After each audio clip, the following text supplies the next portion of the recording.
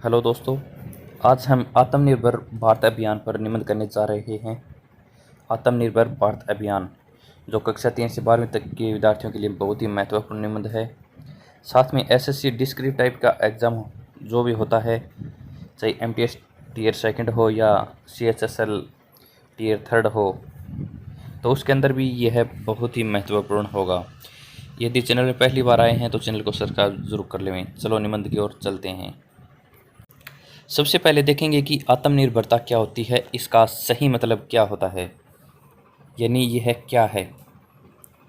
आत्मनिर्भरता का मतलब किसी व्यक्ति उस स्थिति से है कि वह किसी कार्य के लिए किसी दूसरे व्यक्ति पर निर्भर न रहे, यानी कोई भी व्यक्ति दूसरे व्यक्ति पर निर्भर न रहे, कोई भी कार्य हो। आत्मनिर्भरता एक सकारात्मक शब्द है। ये किसी व्यक्ति, परिवार, समाज या देश के लिए बहुत ही महत्वपूर्ण होता है। यानी ये एक देश के लिए भी, समाज के लिए भी, परिवार के लिए भी, एक व्यक्ति के लिए, सबके लिए महत्वपूर्ण होता है। व्यक्ति अगर आत्मनिर्भर है यानी अपने आप पर निर्भर है तो उसे दूसरे की मदद की ज़रूरत बहुत कम पड़ेगी। मुसीबत के समय का सामना आत्मनिर्भर व्यक्ति अधिक मजबूती से कर सकता है। यानी कि कोरोना के अंदर पीएम नरेंद्र मोदी ने यह आत्मनिर्भर भारत अभियान लागू किया है, या जो भी ये अभियान है ये चालू किया है।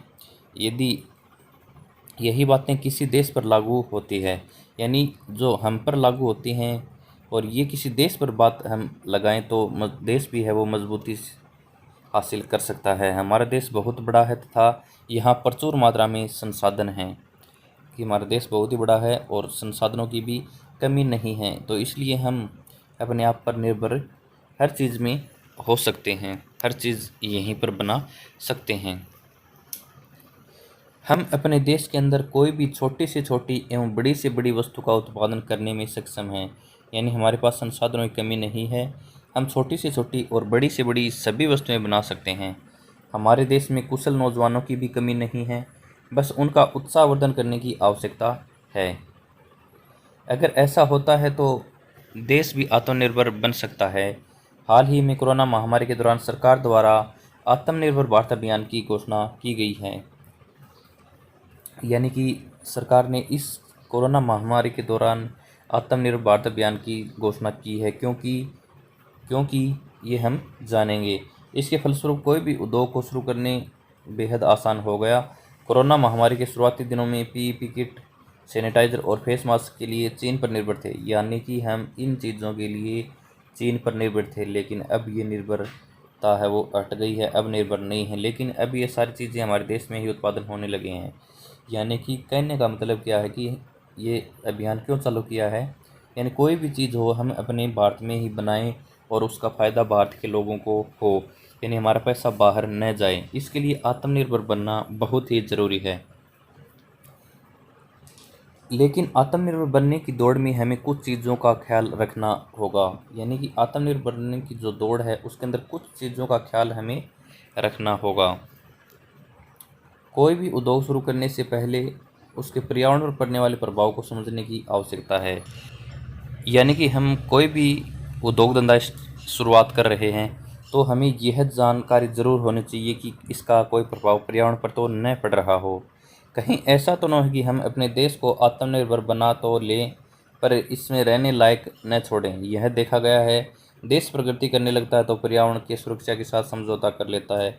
यानी बहुत बार विश्व के अन्य देशों में देखा गया है कि देश प्रगति तो कर लेता है लेकिन पर्यावरण को बहुत ज़्यादा नुकसान कर देता है।